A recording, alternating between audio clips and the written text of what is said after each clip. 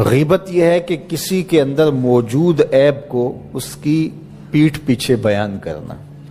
سیدہ عائشہ رضی اللہ تعالی عنہا سے مروی ہے، انہوں نے حضور سے پوچھا کہ بعض اوقات کسی میں کوئی عیب موجود ہوتا ہے اور اس کو اگر بیان کیا جائے، وہ تو اس کے اندر موجود ہوتا ہے، تو فرمایا اس کو اگر بیان کیا جائے جو موجود ہوتا ہے یہی تو غیبت ہے، اور اگر موجود نہیں ہے تو بیان کیا جائے یہ تو بہتان ہوگا، جو کبیرہ گناہوں میں سے ایک گناہ ہے۔ اور کسی کے اندر عیب موجود ہو اور اس کو بیان کرنا اور اس کی شرعی ضرورت نہ ہو۔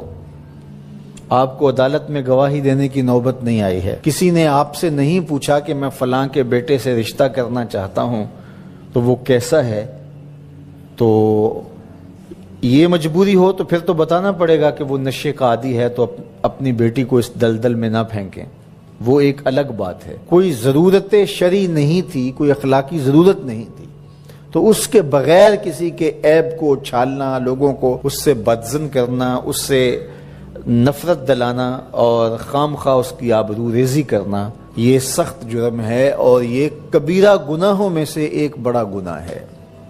اور یہ بات ذہن میں رکھیے گا کہ اگرچہ غیبت عام ہو گئی ہے اور عام ہونے کی وجہ سے اس کو عیب نہیں سمجھا جا رہا، تو اس کا یہ مطلب نہیں ہے کہ یہ عیب نہیں رہا، یہ پھر بھی عیب ہے اور اتنا بڑا گناہ ہے کہ فرمایا گیا الغیبۃ اشد من الزنا، غیبت بدکاری سے بھی بڑا گناہ ہے۔ اور پھر بدبختی، معاشرتی قدروں کی پامالی یہ ہے کہ کسی کی بدخوئی کرنا یہ تو معمول زندگی لوگوں کا بن ہی گیا، لوگوں کی بیٹیوں کے تبصرے لوگوں کی مجلسوں میں آ جاتے ہیں۔ یہ کتنی بد نصیبی ہے کہ کسی کے گھر کی باتیں وہ 100% درست ہی کیوں نہ ہو، اس کی بیٹی کا تذکرہ، ماں بہن کی باتیں چوپالوں میں، بیٹھکوں میں، مجلسوں میں گونجتے ہوئے کہکہوں کی صورت کے اندر بیان ہوں، تو ذرا بتائیے کہ وہ معاشرہ کوئی معاشرہ ہے؟ آج میں اور آپ دیکھیں کہ ہم کہاں کھڑے ہیں۔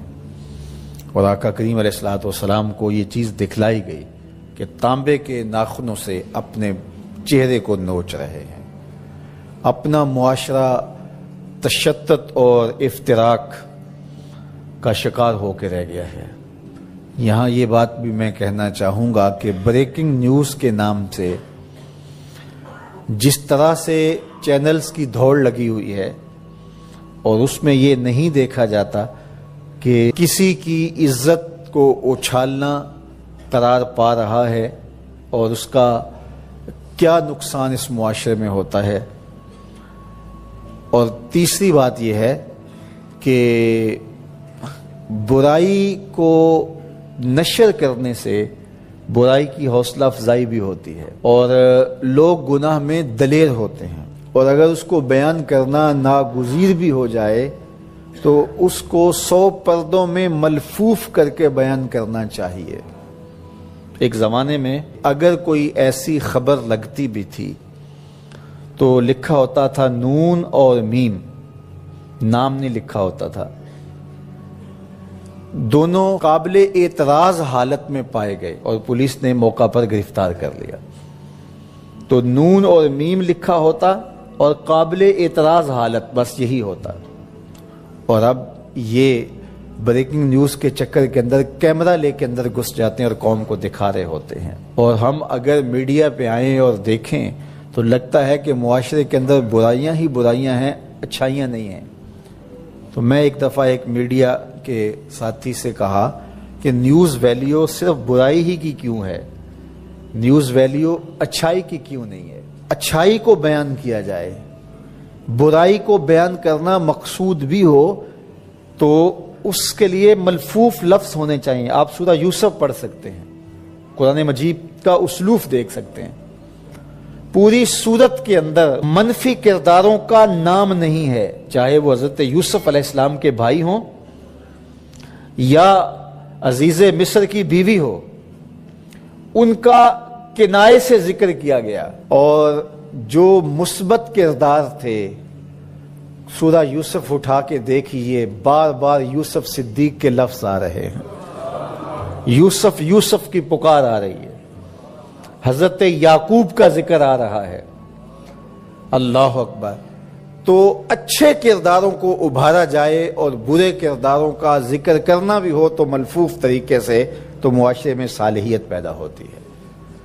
لیکن جب ہمارا مقصود ریٹنگ ہو، ہمارا مقصود پیسہ ہو، ہمارا مقصود بیرونی نادیدہ ہاتھوں کا ایجنڈا ہو، تو پھر ہم ہوش و حواس میں نہیں ہوتے، پھر جو ہم سے کروایا جاتا ہے ہم وہی کر رہے ہوتے ہیں۔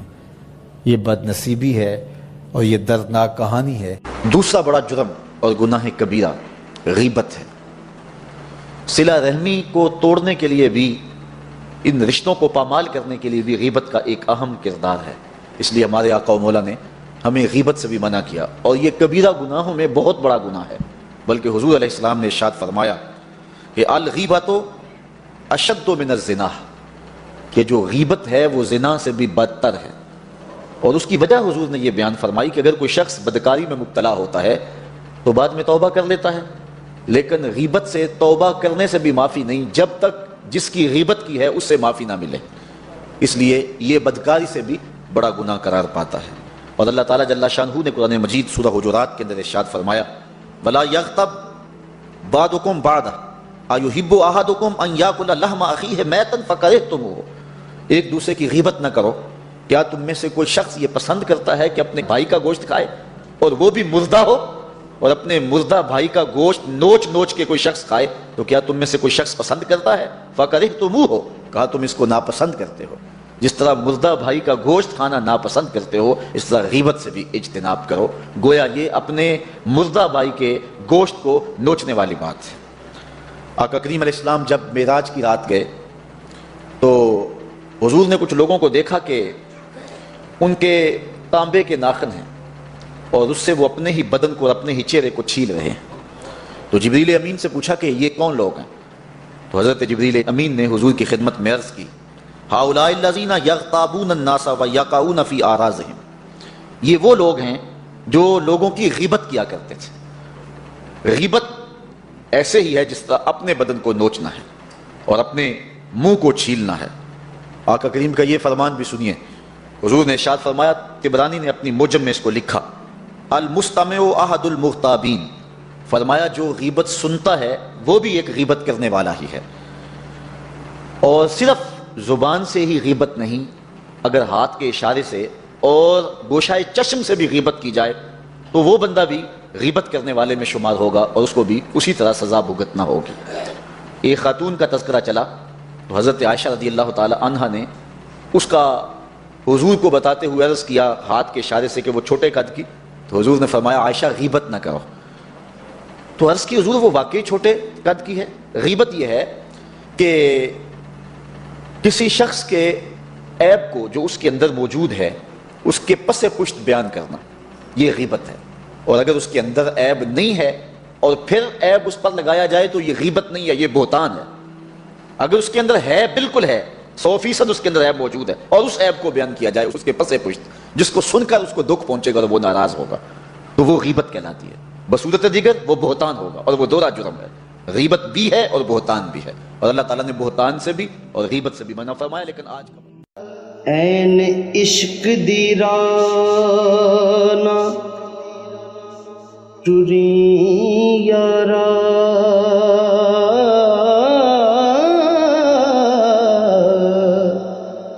ایتا در در پیک منگا دیندا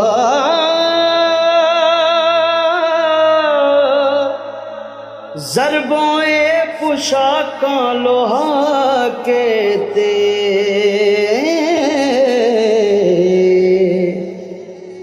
ڈیرے جنگلاں وچ